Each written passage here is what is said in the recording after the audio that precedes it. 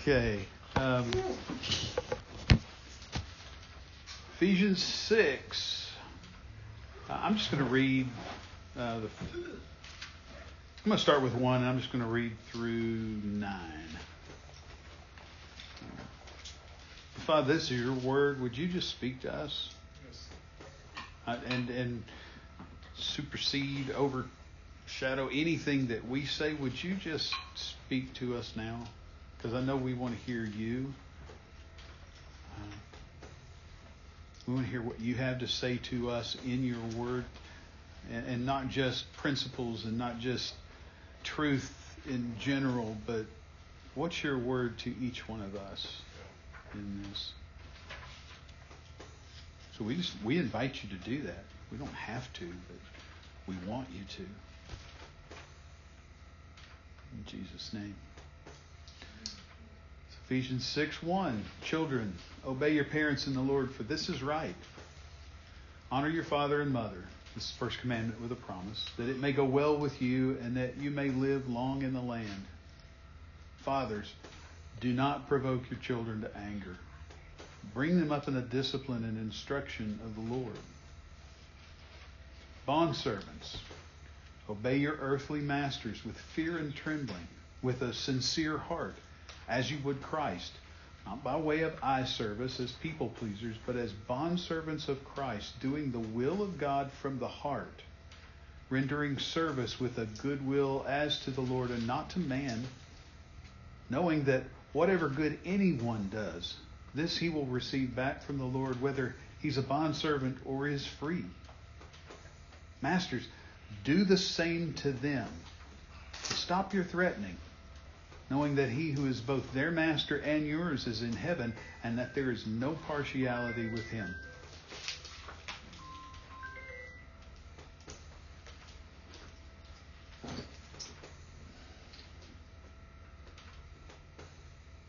So now we're kind of getting to what I think is not the meat of it, but the one that is most probably distasteful to us as a society.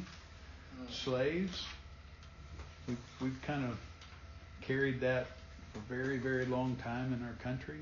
That slavery is our greatest national sin. I mean, it's kind of been the accepted story for America, right? Not if you're Cherokee. Sorry. Okay. Yeah. Sorry. And if we're Cherokee, I'm curious now. And if we're Cherokee, then the Trail of Tears? Absolutely. Okay. So, anyway. Yeah. All of it's evil. So, anyway. Why?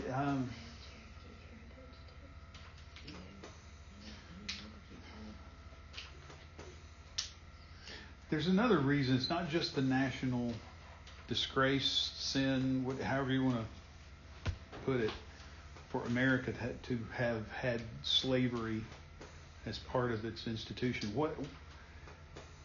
What's the bigger issue for us about slaves? Well, I think there's two types of slavery that are going on here. The slavery we know about. But there was also, if you borrowed money and couldn't repay it, you would sell yourself into service to someone. And it was not this less than human, which I think is the thing that tugs at our hearts. You know, we know that we're all made in the image and likeness of God. Mm-hmm. And slavery, as we know it in America, made people subhuman. And I think that pulls at our heart and says, how could we fit for that?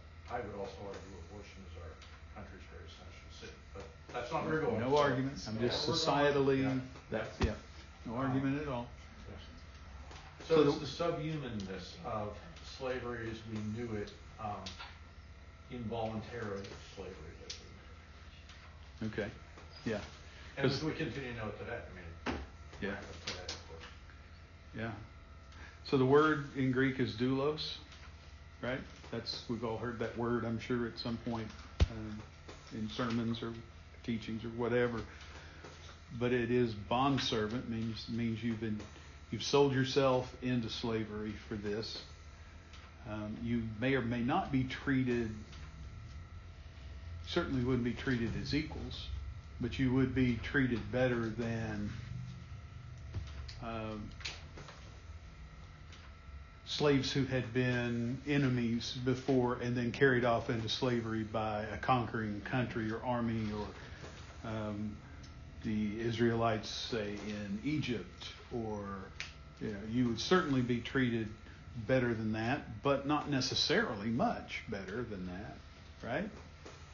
Romans weren't exactly known as really humanitarians. Yeah, that's a good word. The Greeks weren't any better. Their ideas of what you could do with slaves or women or children or anybody was pretty barbaric, really. Romans for sure. The Hebrews, better. But it still was not a great way to be, right? Slave is not something that's desirable to be. So, obviously nobody wants to be a slave. Obviously, slavery is demeaning. But why do we push back against it so much? I mean, there's the obvious reasons that we just talked about, but I think there's something deeper going on. That's will. Yeah, it's the pride of like, I get to do what I want with my life. And that slavery just now so explicitly like turns that on its head. Yeah. And yet, we were bought with a price. Yes. We don't have a choice about being slaves. We're slaves, according to the Bible, we're slaves either to God or to the enemy, right? Yeah. That's it. There are only two categories. Yeah, one's a good master and one's a bad. Yeah. But we don't like that. Did you hear that? Well, I did but not. You have to choose. Yeah, you do have to choose. You get to choose, which is an amazing thing when it comes to slavery. Most slaves didn't get to choose, right? Right. But there's also this thing too. I just think we never know what the original intent is. It's always been perverted, twisted, jacked up. What does a slave to the Lord look like? And I just think, who wants to be a slave? Because slavery is always wrong.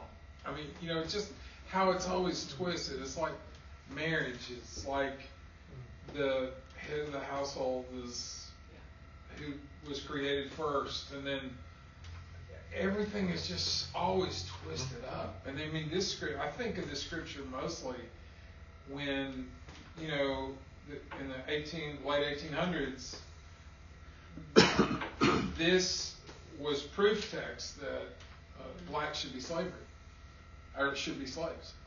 And so it's so twisted. Slavery is ordained by Scripture. Yeah, it's ordained, which Right is there. so, Jack. how can God ordain slavery? I mean, just the whole thing is just so twisted. It's chaotic. Yeah. So where do we get our ideas of freedom from then? Often from the world, which is... Say again, I'm sorry. Often from the world, which is actually a trap. Which is a trap. Bingo. Because it's independence. Yeah. So what's real freedom look like then? Submission. You get to have them. Submission. And slavery. Being, That's the being beauty. enslaved to Jesus. That's is right. Real freedom. That's real Yeah. freedom. That's the beauty of this passage for me. It's like whenever I'm in a position where I feel like I don't have a lot of control over my circumstances, to recognize that's when Christ's light can shine most bright in me. Yeah. So it requires so much humility. So I want to go down this road a little bit with the idea of freedom. If real freedom is actually slavery to Christ, what does that look like?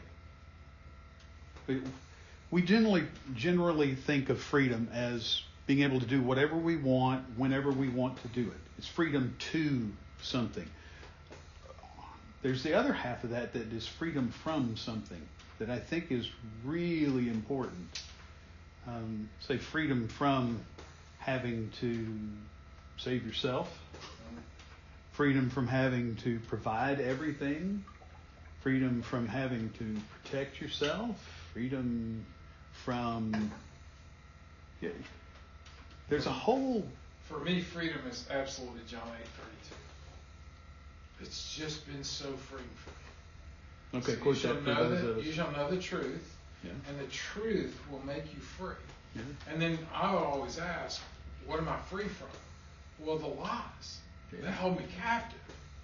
The bondages, the strongholds, the this, the everything. And it's been so freeing to me not to have to figure it out on my own. Because His Word tells me what the truth is. Because there's a standard. There's an absolute that can't ever be changed. So that has been so potent for me. Yeah. Because I felt like I believed a lot of lies because I did not love the Word. It's the only place that I've found real freedom. So freedom from lies. Absolutely. Okay. For me. I get it. What else? What? As you follow in Christ, as you're a Christian, as you know what it's like to not be your own, to not own yourself in a sense, but what does that freedom from lies? What else? Freedom from, help me out here. Circumstances. From circumstances. Okay. Expound on that just a little bit. Finances, for instance. Like it's easy to get in the mode of feeling enslaved in some way to having to do something because, it's based in lack of faith that He's actually going to provide. Yeah. So where does that come from? And I'm going in a specific direction, so I'm not going to ask you to guess where I'm going. So I've listened to this guy named Jamie Winship last couple of weeks, and he is talking about. He says, look, we've got two basic worldviews.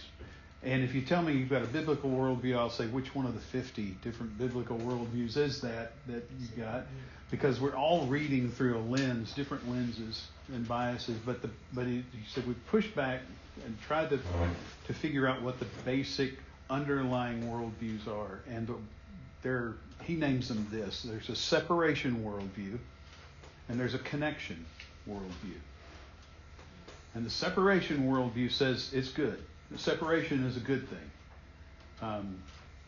They're the enemy. We're us. We're safe in our group. We know who we're fighting. Okay, it's a good thing to separate. It's because there's not enough to go around. Scarcity. We got to have ours, and we can't let anybody else have it because there's not enough to go around.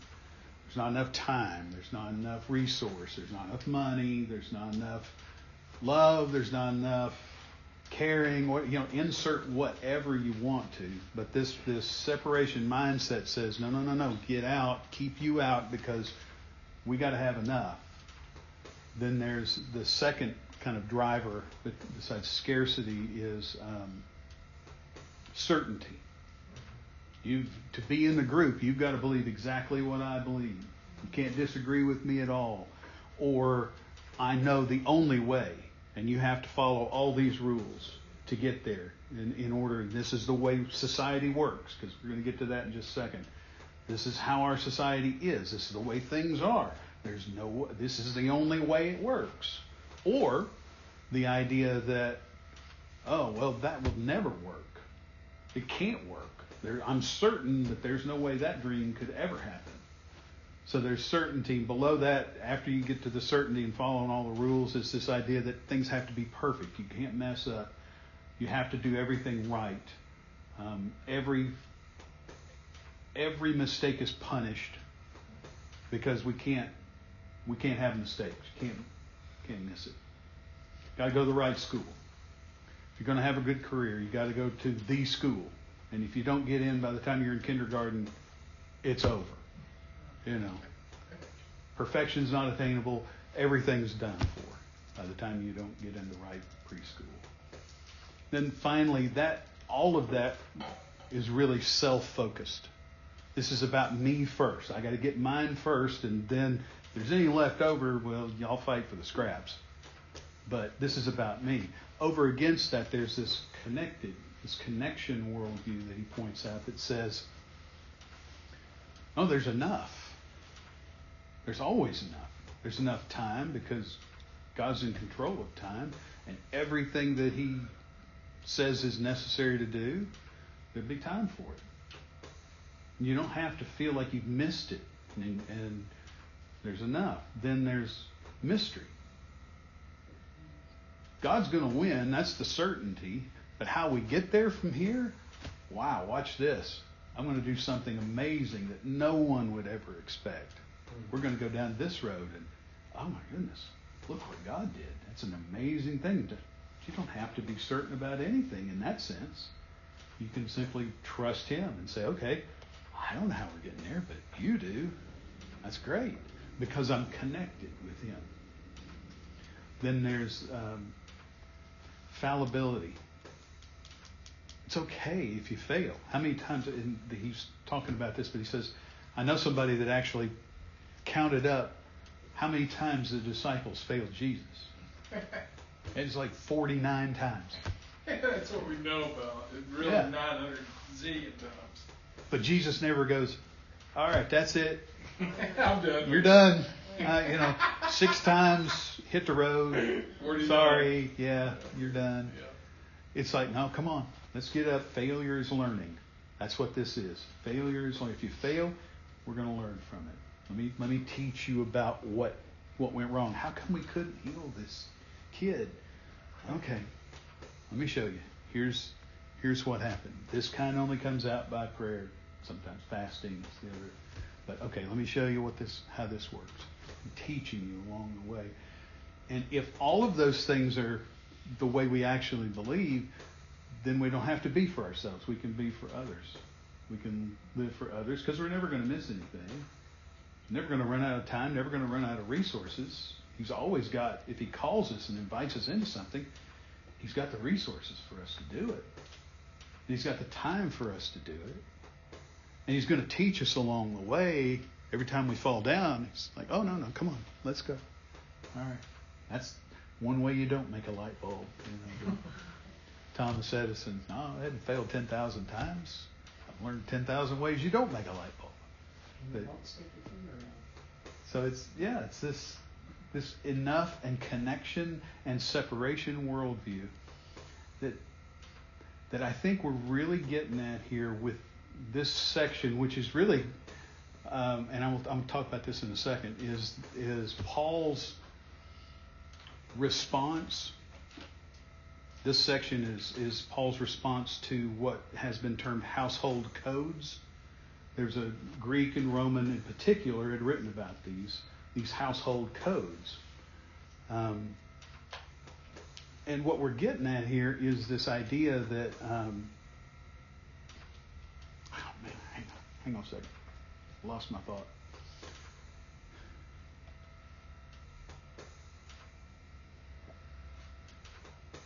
What we're getting at is that Paul is basically refuting these codes. And it's from wives, husbands, these 3 areas, husbands and wives, parents and children, masters and slaves, right? Except the important thing is it's not in that order. It's not in that order. He flips it. And he starts with wives, and then he goes children, then he goes bondservants, right? There's an importance to that. It says, now, what really in these other codes, Aristotle was one that was more famous. There's several that Paul would have known about that never even mentioned wives or children or slaves because they weren't important. No mention at all. And you weren't even worthy of being talked about because you didn't matter. you didn't count for anything, why talk about them? Because the only thing that matters is the men, who are the ones in charge of everything. Well, Paul flips that over. I mean, that's a complete reversal. Paul says, no, not only am I going to mention, I'm going to lead with them.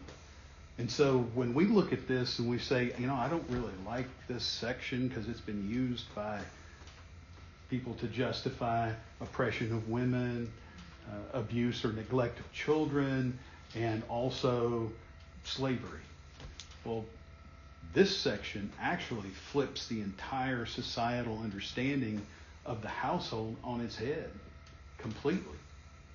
Because it actually leads with the least. And then on top of that, it tells the husbands, no, you don't get to do anything you want to do. You have to actually have to have self-sacrificial love. Now that was unheard of, for sure. Children, and we all know this, or have at least heard this, I'm sure, that Romans, if you had a girl, you didn't want a girl, you wanted a boy, throw him on the trash heap. Literally. Just take the child out and throw him outside of town. Christians had a reputation of going and finding these kids and raising them. So that's how much children were worth, whatever they can do for the family. And if a girl survived, she would be married off only to a family that might benefit them socially, economically.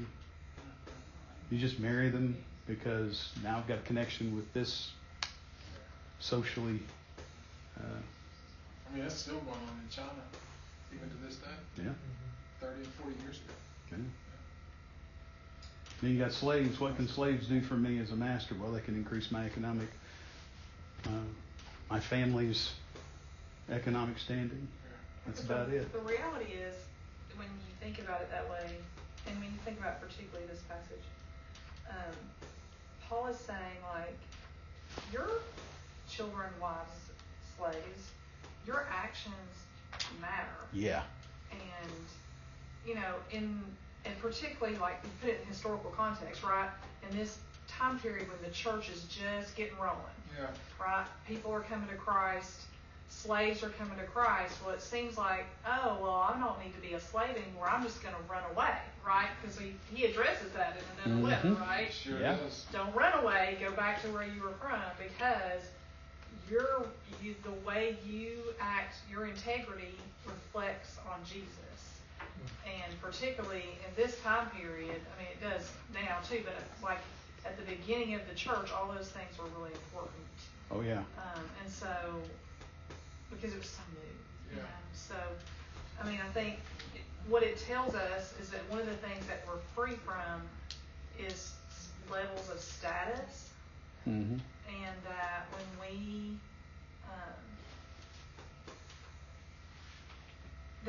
we don't have to worry about what our status is.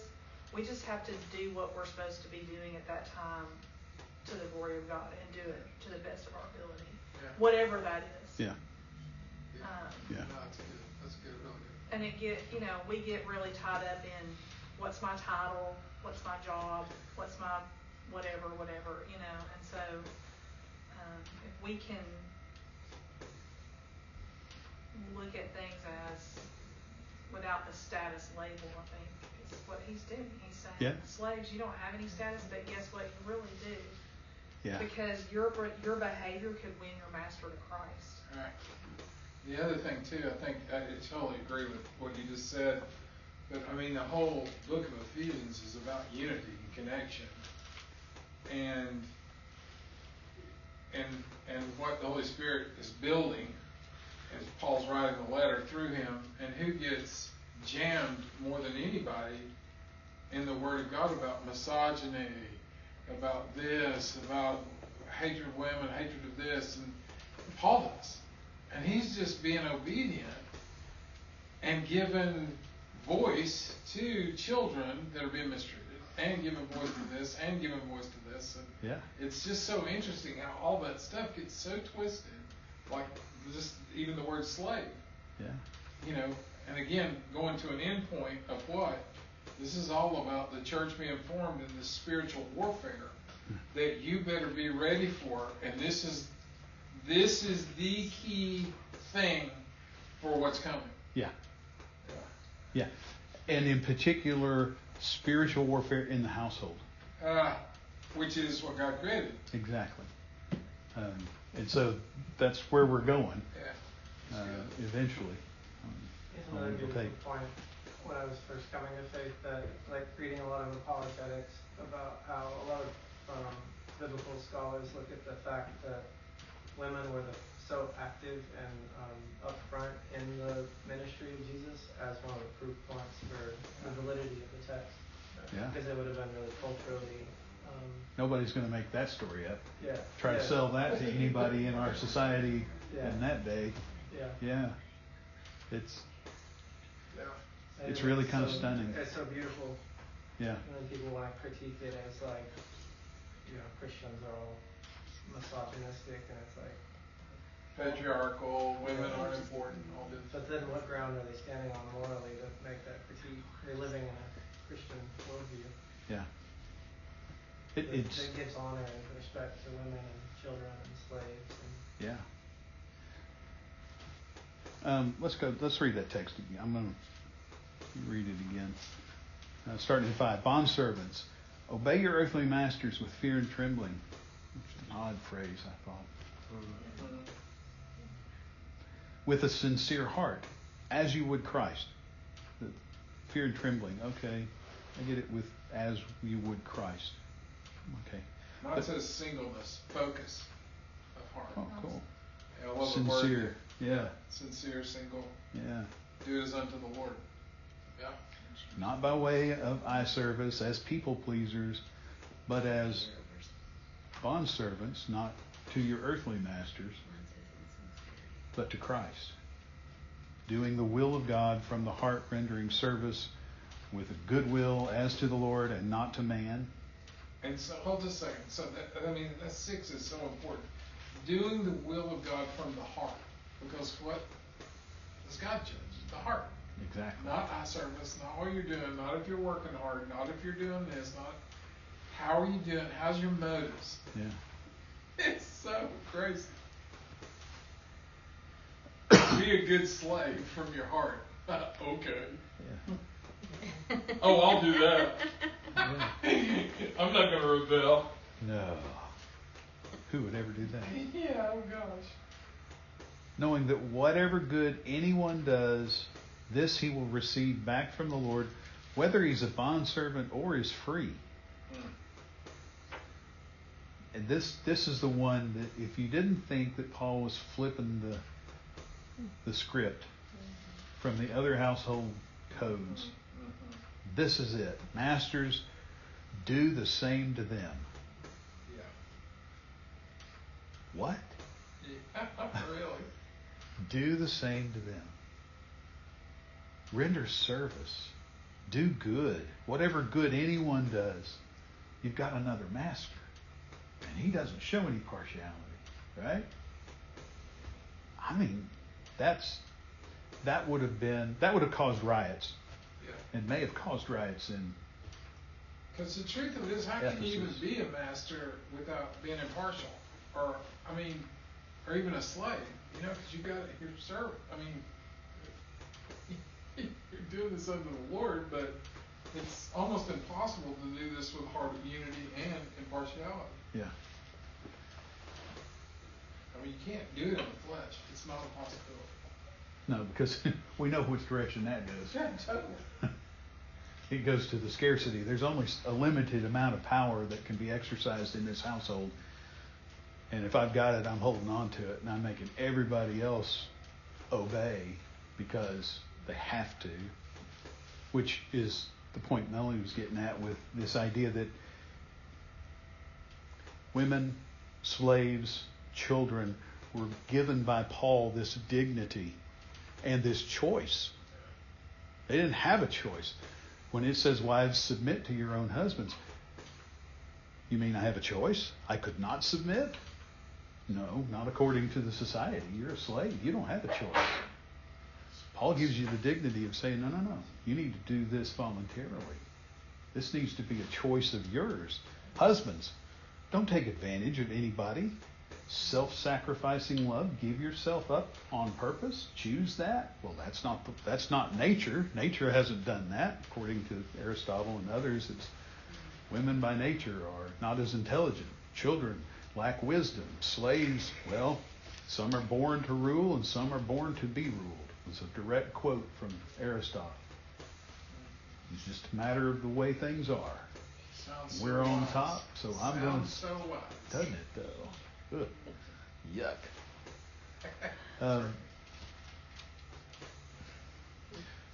So, how does this apply to us? I mean, we don't hold slaves, but are we bondservants? And I'd say if you've got a loan for a car or borrowed for a house, in some sense, you've made yourself a bondservant, right? You have to work to pay off the debt, which is what Ray was talking about earlier. This is if you're in debt, now you can work it off. Well, that's what we're doing in our society, right? So some of us aren't going to pay them off. That's what we have bankruptcy rules for, right? So ask that question again. That's a great question. How are we doing with this? Is that what the question? How does this apply to us? What are we? Where do we find ourselves in this text? That's what I want to get to. Are we in this text? Are we bondservants? I think we are. How are we doing that work? Well, but what the truth of that is, I mean, if you put yourself in this, you really put yourself in this word. I was a horrible kid because I was a rebellious kid, and then I wasn't a good father, and I provoked my kids. It's a miracle they're not in San Quentin. And, you know, I'd never served anybody, really. And I want to be a master, so I can tell everybody what to do. So, I mean, yeah, I want what I want. Okay. I want what I want. Absolutely. Yeah. Other than that, I think it's fun. So for me, this gives meaning to circumstance. Okay.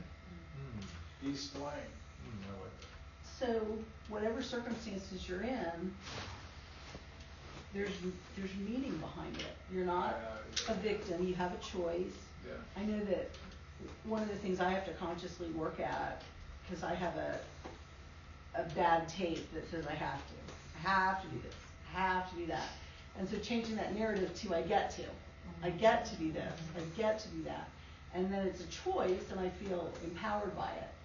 And so, I mean, you know, you've many times heard me with my frustration with work about being an owner, and encouraging me and exhorting me to do it as unto the Lord. And I think that gives meaning. And then all of a sudden, the suffering that I'm experiencing, which is nothing like what somebody else is suffering, but in my world it is, then all of a sudden, there's meaning behind it. And it's like, well, that just doesn't matter if your focus is right.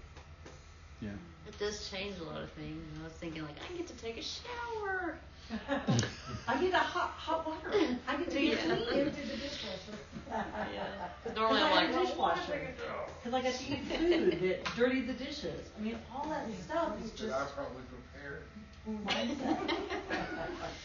don't want to air that out. Thank you. Well, I think it also tells us that we're not to compartmentalize our life, right?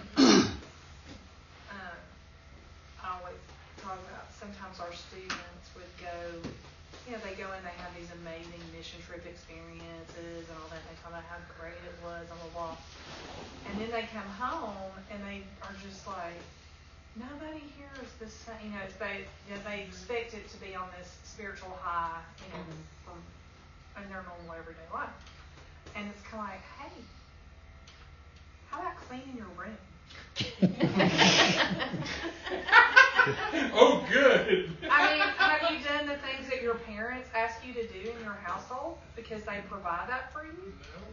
No. I mean, I mean, you can have these grand visions of the way that you're going to change the world and influence people for Jesus, but if you can't clean the toilet at your own house when you've been asked to by your mom,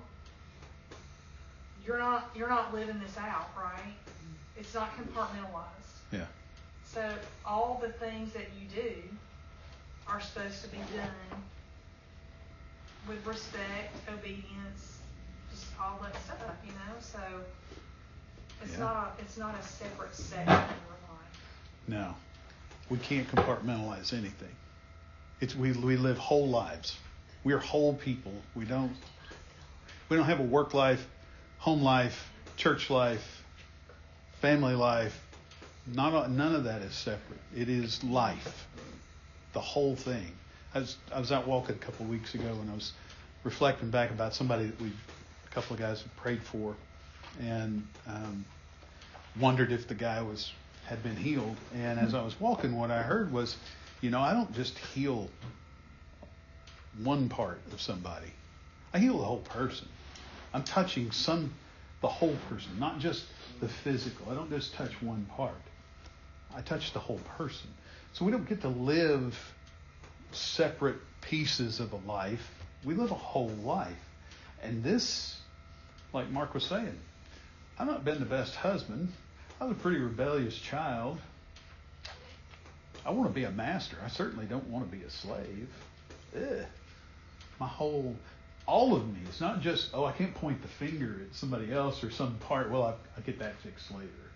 I'm doing pretty good over here. It's no. The whole thing needs to be looked at. The whole thing needs to be changed. The whole person needs to be new. Well, so to add to that point, I mean, when I wasn't a good husband and I wasn't a good father and I wasn't this, that, and the other, I was in full-time ministry. Yeah, you're doing God's work. And it gets even better. So people were getting born again. I was teaching kind of everywhere, going to 20 different countries. I was rolling until he blew it up. Yeah. And divorce came. And then we got the big reset. And then these things right here started coming to pass. I went, no. Awful. Yeah. So, just for what it's worth, I know. But was that a kindness in the end? I mean, it wasn't. Oh, no, it was horrible. Kind. Yeah, it was I was horrible, pissed off at him and told him that, and multiple times told him, I've quit everything to follow you, and do blah, blah, blah, blah, all this other stuff. He just let me vomit. And then, but then it's the greatest thing besides salvation that ever happened to me. Yeah. Because I look a little bit more like him. Yeah. Crazy. And I'd never want that for anyone. Ever. Yeah. There's like a really beautiful thing that comes up for me in it, which is like how much he cares about the little things, no matter where they're at in your life. That like he wants to transform and renew all of us, and that means, the way and you every drink part of water, us, and the way you, say the slightest thing to anyone. Yeah. That he cares. Yeah. There's another side. Well, I'll say several sides to this, but the other side to this, and not condemning slavery, is that it doesn't matter what circumstance we find ourselves in. It could be the most horrendous circumstance known to man. It's still possible to live Christ in the midst of it. That's the beauty of the martyrs. Well, let's just look at our model. Look at Jesus. Never did anything wrong, and everyone misinterpreted him every day and attributed evil to him when he only means good. He only told the truth, and they accused him of being a liar. They accused him of being crazy. They accused him of being a Satan himself. Yeah. Right? How many of us, if I do something that I don't intend, somebody gives me says that I intended harm and I didn't really, or says that I meant this when I know I didn't mean that at all, well, I'm ready to jump up and defend myself like crazy. I'll throw you under the bus a lot. Just to test you. I appreciate it too. Chris said just to test you. Yes. Yeah. It's a Mark thorny, is my it's biggest a thorny test. thing. Mark is one of my biggest tests in the world. Mine too. Let's just I yield. Let's give it. Hey, wait a minute. Yeah. Let's get, anyway, let's go ahead and get back on where we are. Yeah, but all the way down to the smallest detail, the littlest part, to the most horrendous thing, these truths are still real. They're still applicable. This life can be lived in a way that not only brings glory to Him, but lets you shine in a way just like Him. You get to look like Him. You get to imitate Him in when He was mistreated, or when He was beaten, even when He was killed. We might get to shine like Him. Wow, that's an astounding thought, scary thought. Sitting in, suburbia America, where you get upset when there's not enough whatever in the refrigerator. Oh yeah, my air conditioner doesn't work. Well, it does. It's just not cooling all the way down to 62. I'm upset.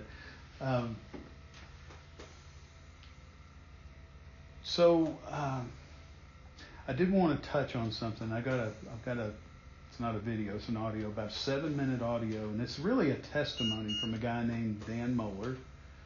And he's talking about this work thing, what it looks like to work, to be a witness, and to not to be a people pleaser or somebody who's just want to look good. That okay with y'all? Yeah, sure. 7 minutes. I don't have louder speakers, but maybe this will be loud enough. I have a speaker if you want to use it. Let me see if this is.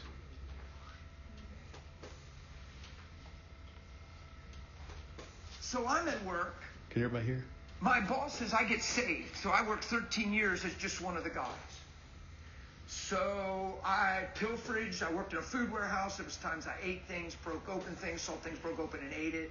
When the lights went out, it's not a joke. When we had power outages, me and 2 guys would run to the crab meat section. We knew how to get there in the dark. We would run to the crab meat section when I wasn't saved. And man, we would bust open crab meat.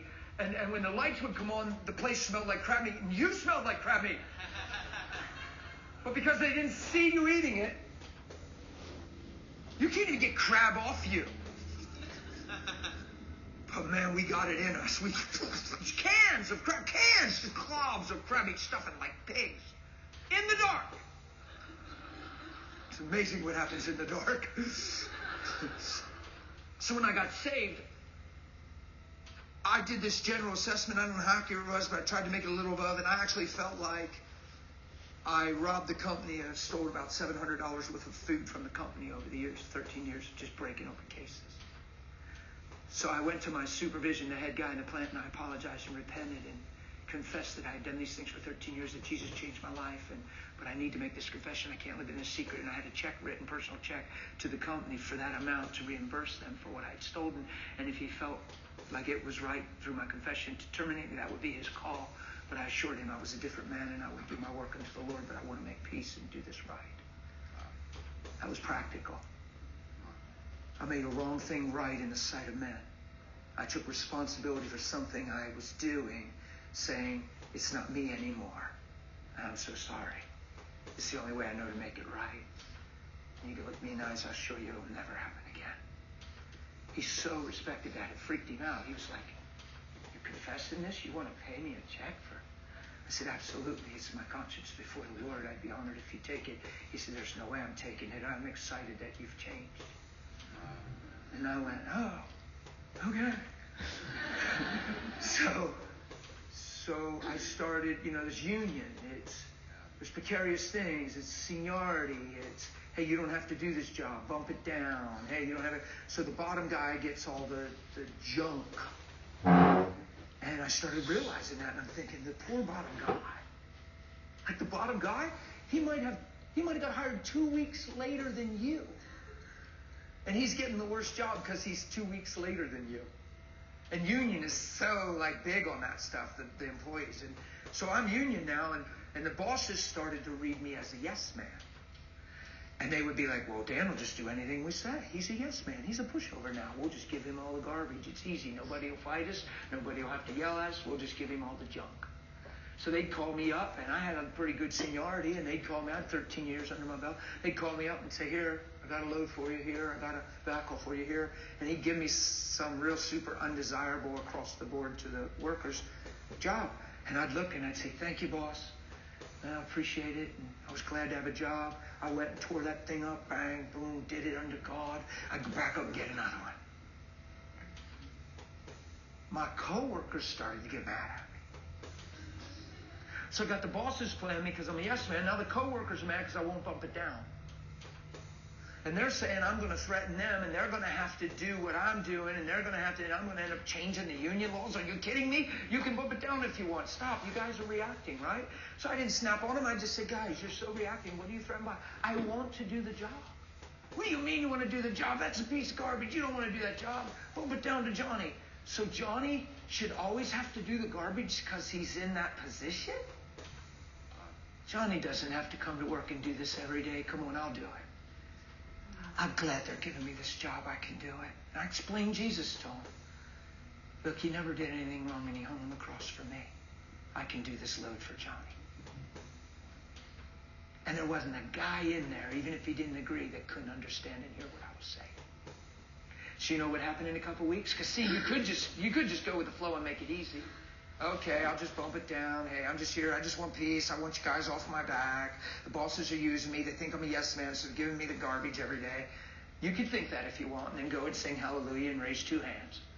I'm not going to live that way. I'm going to take the thing, be thankful, do it unto the Lord, spare Johnny, and tell my coworkers to chill. You know what happened in the course of 2 years? Probably more than I realized or could number of my coworkers got born again. A supervisor shortly after this whole scenario called my home on my day off and asked if he could talk to me in a mealy mouth voice and tentative. And I said, man, you called. It's okay. Talk to me. What's going on? He said, I don't understand how you live the way you do. And I said, what do you mean? He said, well, it's just the way you live. He said, if I was in your shoes, I'd be frustrated. I'd be mad. I can tell the bosses are using you. They think you're a yes man. And then your coworkers are mad at you for doing what they ask. And you're in the middle and you never change. And he's frustrated on the phone.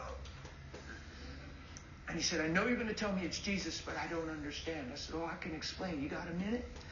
And he said, yeah. And I began to talk. And next thing you know, he just drives over to my home, sits on my porch, cries, and gets born again. Why? Because I took the load. It's just simple. And because the next day I took the load. And I took the next one. And the next one. And because my attitude was different, it wasn't as hard as you think. Before I was saved, that load, I would have thought it was going to kill me. I would have dreaded the load. It would have seemed like it was going to take me 3 hours to do it. I'm saved and knock it out in an hour and a half and feel great. Give me the next one. Let's roll, man. Your whole perspective's changed in love. Because it's never, ever about you. It's about others. And most of all, his great name. And man, I wish we'd honor that more than anything. When you're a Christian, you're saying, I represent Christ. That isn't your theology. It's your life. Your theology, that's a head nod, a head shake. Theology means nothing to people. If they can't see what you say in your life, they'll never want what you say.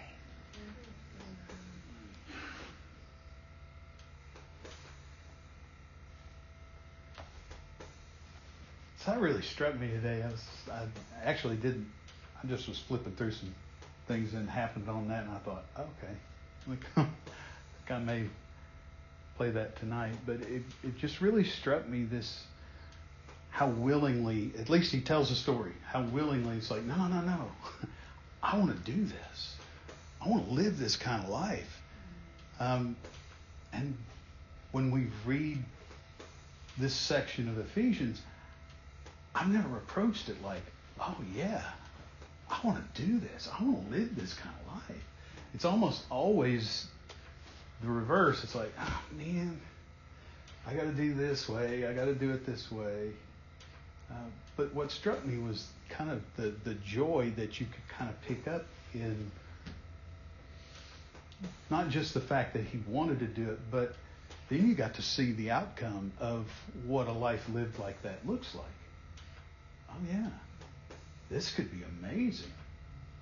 This could actually look and feel and be a way to live that is the biggest adventure, the most thrilling. What's it like to have somebody come to Christ? Amazing. Yeah.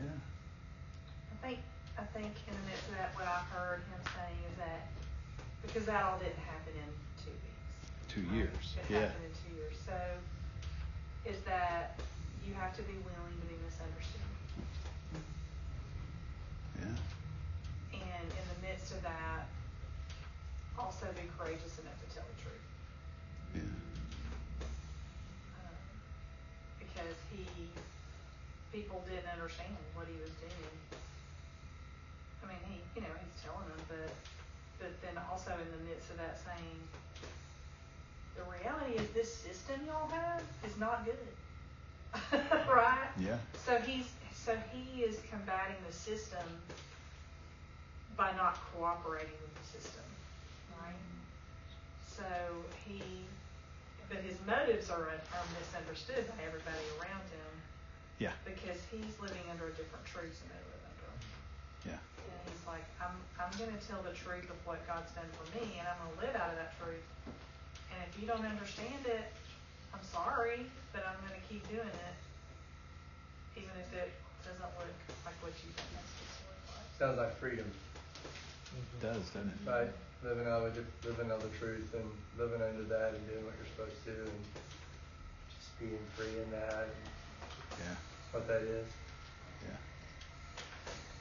And so now we're back to this idea of Paul flipping the household codes of saying, no, this is not the way it's supposed to be. I'm a Roman citizen.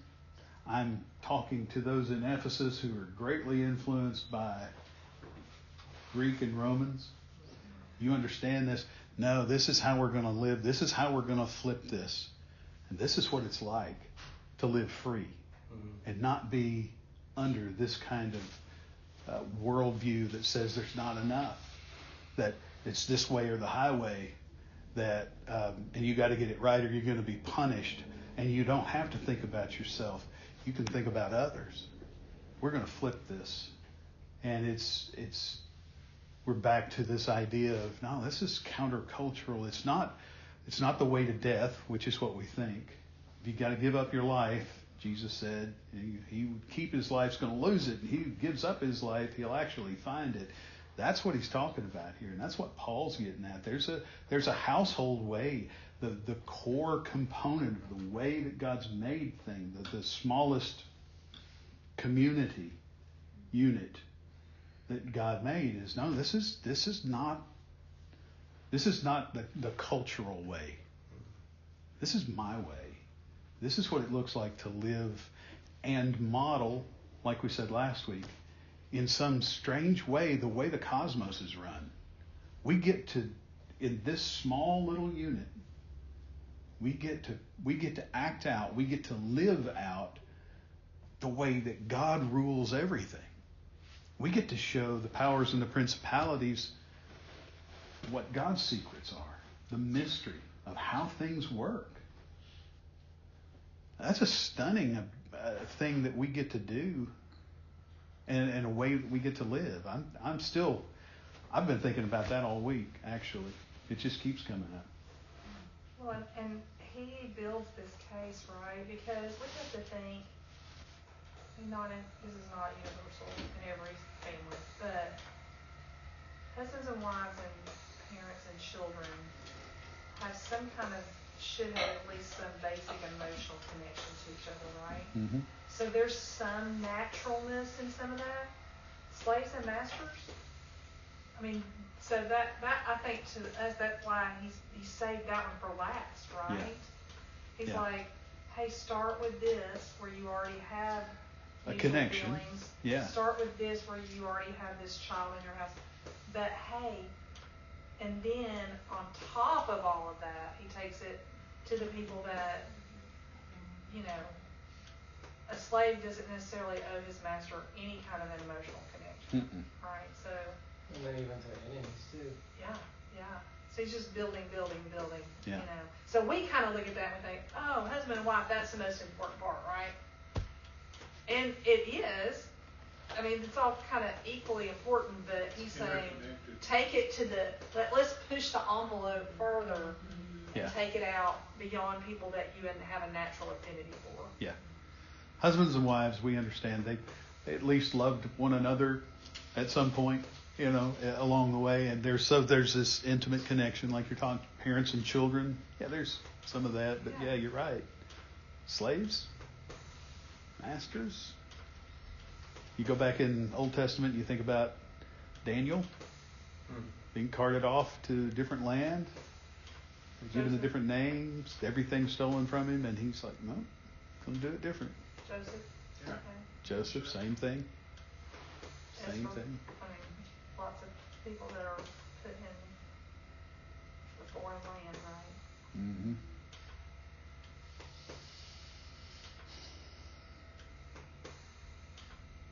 I love how this relates in my mind to being salt and light, and how he calls us to be salty. You know, if it loses its salt, then you know we talked about it being good for anything. Yeah.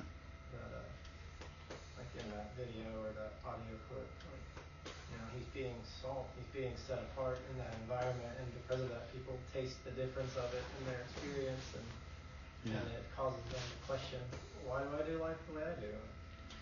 That's such a beautiful thing. And it's the hardest freaking thing. Yeah. Because it's not a single thing I can fake. Mm-hmm. Yeah, it has to be real. It has to be faith-led and grounded. Yeah. Because it's about my own life. It's not just about I can fake it at church and look good in front of everybody and all that, and then I can go home and treat my wife or my kids or whoever. Religion doesn't teach this at all. No. I mean, it's just such a dull thing. Yeah. You just be good, run to the law. You can take care of stuff. I'm bad, so I'll confess it and then run back. It'll take about a month to get back to the Lord. It's crazy. Yeah, and usually that month means that I've stayed away sufficiently long that I think maybe God's forgotten, and it's not as bad as it was when I first did it. Sin, confess, guilt, shame, all the stuff. I think there's a part of this too, and I think you talked about it, some kind of hit on it, is that God's not necessarily a fixer of your circumstances all the time. Like it's kind of like if you're a slave, this is what you're supposed to do. And I think a lot of our Christianity would be like, no, we should be like, free, you know, where's that part of it? You know, where God's going to free you from your slavery and that sort of thing. And so, I think if we thought about it like that, if we boil that down and apply that to our life, how many times we are in a situation and we just want God to free us from that, whatever it is, and the thing that we're living with, instead of God saying, now in the place that you are, you're supposed to love me, and you're supposed to be this way, in the place that you are, instead of, which has got circumstances, which is what Judy's talking about, but just in the whole, like we have the American spirituality of fixer God, you know, where whatever's going on, we just want that touch of fixing and whatever, instead of like the presence in, you know, Brother Lawrence. There's a pill for everything. Yeah, Brother Lawrence. Yeah. You know, I'm washing dishes, practicing the presence of God. Yeah, and I feel as much in His presence while I'm washing dishes as I do when I'm in church. That's right. That was His statement. And so why wouldn't He make Him like a governor or a counselor or whatever? But because He actually was in His presence in that place, why would you move Him? You know? Yeah. And so I think for us, it's just this kind of this mentality of like wanting God, instead of being like, no, in this place, this is where I should be. But wanting like God just to fix those things.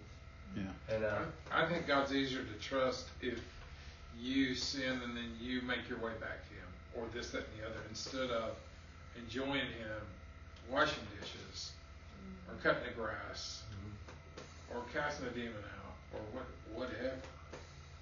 It's just an easier trust because it's here. It's not here. right. And this whole Ephesians is about here. Your heart and what He's doing and motivations of. It's crazy.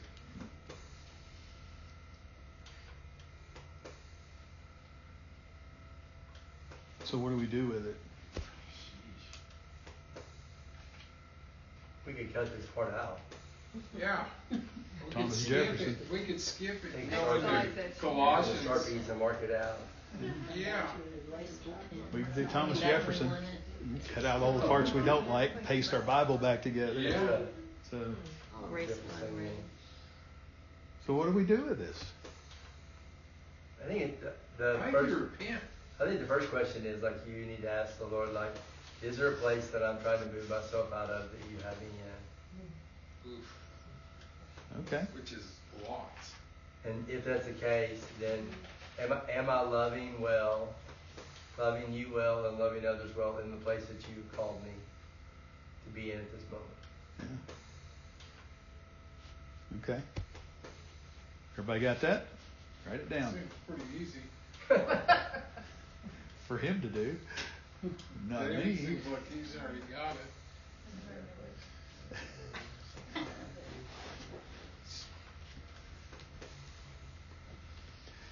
It would be real easy to leave this as just study. But I'm going to give homework again this week. Why don't we just actually ask God? It's this week. We can do it right now, but it's getting a little bit late, and we probably ought to ask for prayer as well. So sometime this week, why don't we just ask God that? Okay, where am I trying to move myself, or where am I trying to beg you to move me out of a circumstance or situation that you want me to shine in and look like you? That's good. I didn't get far on my homework last week. That's quite all right. I asked him. He was quiet as a church mouse. It was awful. Because I was pretty pissed off. I am trying to ask out on the circumstances. Is that what you're calling it? Mm-hmm. Okay. Or situation, however you want to. No, it's good. Ugh. See, I didn't give homework when I teach. It's just the craziest thing. I'm not collecting it, so. Well, okay.